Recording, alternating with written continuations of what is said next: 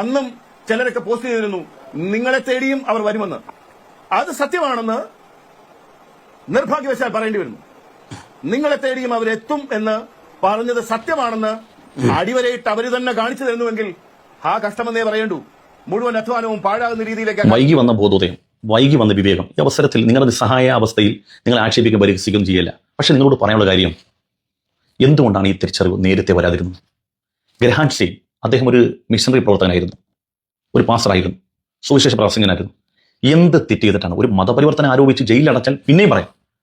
അദ്ദേഹത്തെ 2 കുഞ്ഞു കിടാങ്ങളെയും കാറിലിട്ട് കത്തിച്ചു കൊന്ന ആരാണെന്ന് നിങ്ങൾക്ക് അറിയില്ലേ? നിങ്ങൾ എവിടെയെങ്കിലും ആ വിഷയം സംസാരിച്ചിട്ടുണ്ടോ? നിങ്ങളുടെ ഏതെങ്കിലും ഒരു മീറ്റിംഗിൽ, ഒരു സിനഡ് കൂടിയപ്പം കേരളത്തിൽ ആ വിഷയം സംസാരിച്ച രണ്ടുപേരും, ഒന്ന് പോൾ തേലക്കടച്ചനും മറ്റൊന്ന് അനിൽ കൊടിത്തോട്ടമാണ്, പിന്നെ ഷൈജു ജോർജ് അതൊക്കെ പറയും. ഇതല്ലാതെ വേറെ ആരും ഇതിനെക്കുറിച്ച് സംസാരിക്കുന്നില്ല. സ്റ്റാൻ സ്വാമി എങ്ങനെയാണ് മരണപ്പെട്ടത് നിങ്ങൾക്കറിയില്ലേ? കേരളത്തിൽ കഴിഞ്ഞ ക്രിസ്മസിന് വരെ ക്രിസ്തീയ ദേവാലയത്തിലേക്ക് ഇരച്ചു കയറി അവിടെ ജയ് ശ്രീറാം മുഴക്കുകയും പ്രാർത്ഥന തടസ്സപ്പെടുത്തുകയും ചെയ്തു. ഈ 5 വർഷത്തിനിടയിൽ 3000-ലധികം വരുന്ന കേസാണ് ക്രൈസ്തവ വിശ്വാസികൾക്കെതിരെ ഈ രാജ്യത്തിന്റെ വിവിധ കോണുകളിൽ ഉണ്ടായത്. എന്നിട്ട് നിങ്ങൾക്ക് മനസ്സിലായില്ല? ഇപ്പോഴാണ് നിങ്ങൾക്ക് മനസ്സിലായില്ലേ നിങ്ങളെ തേടിയെത്തുന്നു? ഒരു കിറ്റിൽ ആടിന്റെ ഇറച്ചിയും കൊണ്ട് പോയ അഖലാഖ് എന്ന് പറയുന്ന സഹോദരനെ 60 വയസ്സിന് മുകളിലുണ്ട്, വയോവൃദ്ധനാണ്. ആ മനുഷ്യനെ തല്ലി അങ്ങ് കൊന്നു പശുമാംസം എന്ന് പറഞ്ഞു. നിങ്ങൾ ആരെങ്കിലും ഖേദം പ്രകടിപ്പിച്ച? ഈ രാജ്യത്തിന്റെ വിവിധ കോണുകളിൽ മുസ്ലിം സംഘടനകൾ പലരും ബാനർ പിടിച്ചുകൊണ്ട് ഛത്തീസ്ഗഡിൽ ഇരയാക്കപ്പെട്ട കന്യാസ്ത്രീകളെ മോചിപ്പിക്കണമെന്ന് പറഞ്ഞു. നിങ്ങൾക്ക് അതെന്തും പറയാം, ഞങ്ങളുടെ കാബഡിയമാണ്, ഷുഡാപ്പികളാണ്, എന്തുവേണം പറഞ്ഞാൽ അതൊക്കെ നിങ്ങളുടെ ഇഷ്ടം. നിങ്ങൾ ഇതൊന്നും കൊണ്ട് പറയാതിരിക്കുന്നത് നിങ്ങൾക്ക് ഏറ്റവും വലിയ വിരോധമാണ്. ഞങ്ങളോടാ കേരളത്തിൽ എവിടെയെങ്കിലും ഒറ്റപ്പെട്ട സംഭവം എന്നല്ലാതെ മുസ്ലിമീങ്ങൾ നിങ്ങൾക്കെതിരെ പറയുന്നുണ്ടോ? നിങ്ങൾ എന്തെല്ലാം പറഞ്ഞു, ആ കുട്ടിക്ക് ജിഹാദ്, ആ ജിഹാദ്, ഈ ജിഹാദ്. പിന്നെ PC ജോർജ് 400-400 പെണ്ണുങ്ങളെയാണ് മീനച്ചി ഭാഗത്ത് കൊണ്ടുപോയെന്ന് പറഞ്ഞു. ഒരു പെണ്ണിന്റെ പേര് പറയാനുണ്ടോ? ഇതെല്ലാം തോന്നിയാസങ്ങൾ പറഞ്ഞിട്ട് നിങ്ങൾ സ്തബ്ധരായിരുന്നൊക്കെ കേട്ട് ആസ്വദിച്ചില്ലേ? നിങ്ങൾക്ക് എന്താണ് ഞങ്ങളോട് ഇത്ര വിരോധം? മനസ്സിലാകുന്നില്ല. ഞങ്ങളെ സംബന്ധിച്ച് നിങ്ങളോട് വിരോധം ഉണ്ടാവേണ്ട ഒരു കാര്യമില്ല. മുഹമ്മദ് നബി സല്ലല്ലാഹു അലൈഹി വസല്ലം തങ്ങൾ ആ പ്രബോധനത്തിന്റെ ആദ്യ ഘട്ടത്തിൽ തന്റെ അനുചരന്മാർ അവരെ പറഞ്ഞു വിട്ട് എങ്ങോട്ടാണ്? മക്കയിലെ കൊടിയ പീഡനവും ബഹിഷ്കരണവും കാരണം അബ്സീനിയയിലാണ് ഉണ്ടായിരുന്നത് ക്രിസ്തീയ രാജാവാണ്.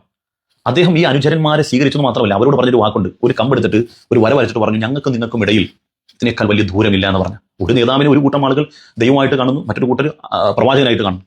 അപ്പൊ ഈ ഒരു വരയുടെ അകൽച്ച മാത്രമേ ഉള്ളൂ. അപ്പൊ അത്രയും പ്രതിബദ്ധത ഉണ്ടാകേണ്ട ഒരു സമൂഹം തമ്മിൽ എന്തിനാണ് ഈ കലഹം?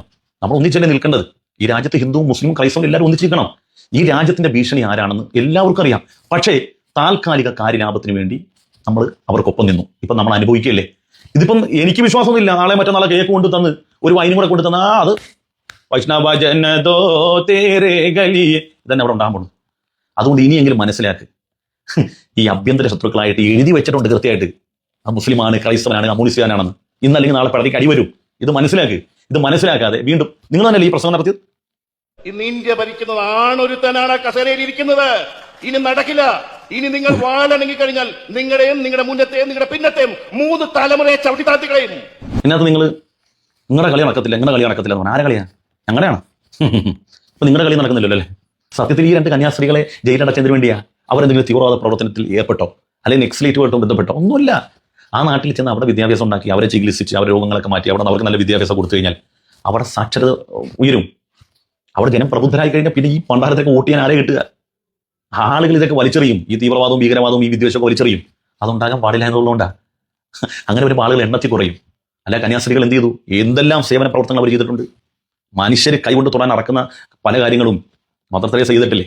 അവരെ വരെ എന്തെല്ലാം ആക്ഷേപിച്ചു. ശശികല ടീച്ചർ അടക്കമുള്ള ആളുകൾ എന്തെല്ലാം തോന്നിയാസങ്ങൾ പറഞ്ഞു. എന്നിട്ട് നിങ്ങൾക്ക് ഒരു വേദനയില്ല. ഇപ്പൊ ഇരുന്ന് വേദനിക്കുന്നല്ലേ? പണ്ടുള്ളവർ പറയും, കണ്ടാൽ പഠിച്ചിട്ടില്ലെങ്കിൽ കൊണ്ടാൽ പഠിക്കുമെന്ന്.